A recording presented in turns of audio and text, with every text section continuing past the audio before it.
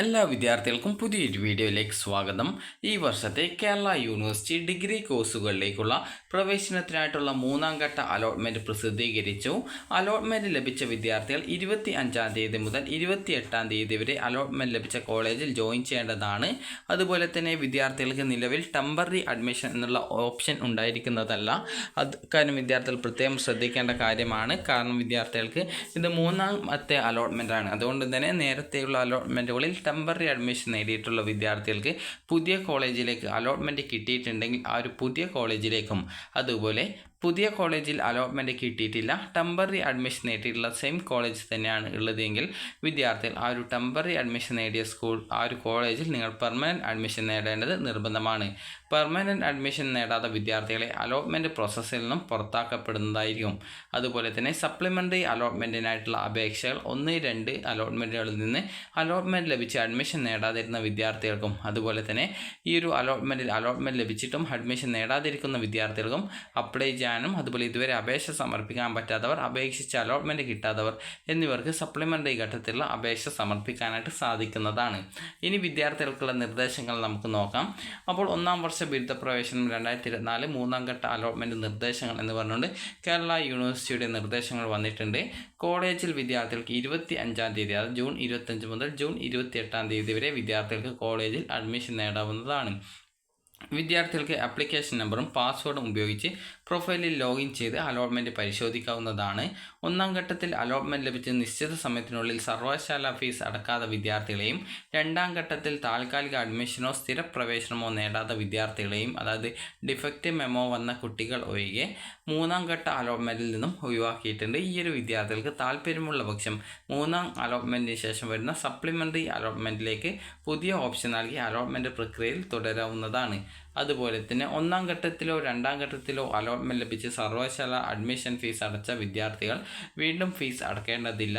അതുപോലെ തന്നെ മൂന്നാം ഘട്ടത്തിൽ പുതുതായിട്ട് അലോട്ട്മെൻറ്റ് ലഭിച്ചവർ പ്രൊഫൈലിൽ ലോഗിൻ ചെയ്ത് ക്ലിക്ക് ഹിയർ ഫോർ പേയ്മെൻറ്റ്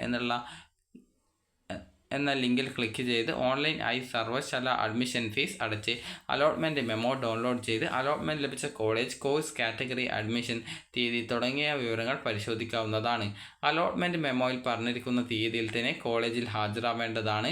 എന്തെങ്കിലും കാരണവശാൽ നിശ്ചിത തീയതിക്കകം കോളേജിൽ ഹാജരാവാൻ സാധിക്കാത്തവർ അതത് കോളേജിലെ പ്രിൻസിപ്പാളുമായി ബന്ധപ്പെടേണ്ടതാണ്. അങ്ങനെയെങ്കിൽ നിങ്ങൾക്ക് മറ്റൊരു ദിവസത്തേക്ക് അഡ്മിഷന് വേണ്ടിയിട്ട് അവസരം നൽകുന്നതായിരിക്കും. അതുപോലെ തന്നെ 28-ാം തീയതിക്കകം പോയിട്ട് അഡ്മിഷൻ നേടുകയും ചെയ്യേണ്ടതാണ്. അതുപോലെ ഹയർ ഓപ്ഷൻ നിലനിർത്തിയതിനാൽ പുതിയ അലോട്ട്മെൻറ്റ് ലഭിച്ച വിദ്യാർത്ഥികൾ അലോട്ട്മെൻറ്റ് ലഭിച്ച കോളേജിൽ ഹാജരായി നിർബന്ധമായിട്ടും അഡ്മിഷൻ നേടണം. പ്രസ്തുത വിദ്യാർത്ഥികൾക്ക് മുൻ അലോട്ട്മെൻറ്റുകളിൽ അഡ്മിഷൻ ലഭിച്ചിട്ടുണ്ടെങ്കിൽ ആ ഒരു സീറ്റിൽ തുടരാനായിട്ട് സാധിക്കുന്നതല്ല. ജൂൺ 28-ന് മുമ്പ് പുതിയ അലോട്ട്മെൻറ്റ് ലഭിച്ച കോളേജിൽ വിദ്യാർത്ഥികൾ അഡ്മിഷൻ എടുക്കാത്ത പക്ഷം അലോട്ട്മെൻറ്റ് നഷ്ടപ്പെടുന്നതായിരിക്കും. താൽക്കാലിക അഡ്മിഷൻ, ടെമ്പററി അഡ്മിഷൻ, അതായത് സൗകര്യം മൂന്നാം ഘട്ട അലോട്ട്മെൻറ്റ് മുതൽ ലഭ്യമല്ല. പുതുതായിട്ട് അലോട്ട്മെൻറ്റ് ലഭിക്കുന്ന വിദ്യാർത്ഥികൾ കോളേജിലെ നിശ്ചിത ഫീസ് അടച്ച് നിർബന്ധമായിട്ടും സ്ഥിരപ്രവേശനം, അതായത് permanent admission നേടേണ്ടതാണ്.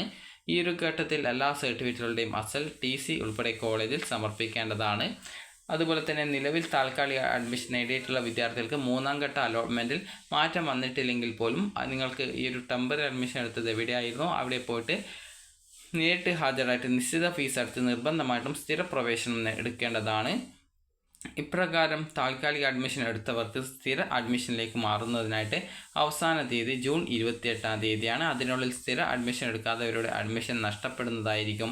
Original mark list ലഭിക്കാത്ത വിദ്യാർത്ഥികൾ ഡിജി ലോക്കറിൽ നിന്നും ഡൗൺലോഡ് ചെയ്ത മാർക്ക് ലിസ്റ്റോ പഠിച്ച സ്കൂളിലെ പ്രിൻസിപ്പാൾ സാക്ഷ്യപ്പെടുത്തിയ മാർക്ക് ലിസ്റ്റോ അഡ്മിഷൻ സമയത്ത് ഹാജരാക്കിയാൽ മതി. അതുപോലെ അഡ്മിഷൻ ലഭിക്കുന്ന എല്ലാ വിദ്യാർത്ഥികൾക്കും അബാർ ID നിർബന്ധമായി ഉണ്ടായിരിക്കേണ്ടതാണ്.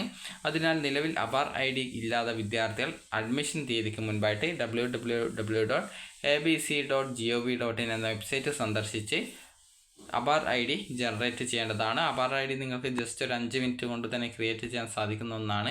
നിങ്ങൾക്ക് ഡിജി ലോക്കർ അക്കൗണ്ട് ഉണ്ടെങ്കിൽ ആ ഒരു അക്കൗണ്ട് വഴി, അക്കൗണ്ട് ഇല്ലെങ്കിൽ പുതിയ അക്കൗണ്ട് ക്രിയേറ്റ് ചെയ്തുകൊണ്ട് ഈ ഒരു അബാർ ID ക്രിയേറ്റ് ചെയ്യാവുന്നതാണ്. അപ്പോൾ വിദ്യാർത്ഥികൾക്ക് ഈ ഒരു വീഡിയോ ഉപകാരപ്രദമായിട്ടുണ്ടെങ്കിൽ ലൈക്ക് ചെയ്യുക, ഷെയർ ചെയ്യുക. Thank you for watching.